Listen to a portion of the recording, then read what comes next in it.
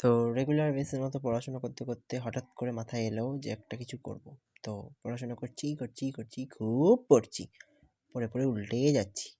যাই হোক, পড়তে হঠাৎ করে মাথায় এলো, ধ্যাত তেরি ভালো লাগে না আর পড়তে, চলো কিছু একটা স্টার্ট করা যাক।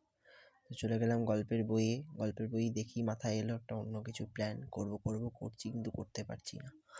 তো এই হলো ব্যাপার, আমি খুঁজলাম প্যালেট খুঁজে পেয়ে গেছি। গেলি ছু, আজা আজা আজা। তো চলো ব্রাশ নিয়ে নিই, চু জল ঢালি, জল পড়ে পাতা নড়ে, পাকলা হাতির মাথা নড়ে, চলো।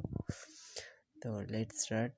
তো বেশি দেরি না করে ভজভজ করে না বকে সোজা চলে গেলাম গল্পের বই খুলে একটা সুন্দর লাইন বার করে আমি অলংকরণ স্টার্ট করব।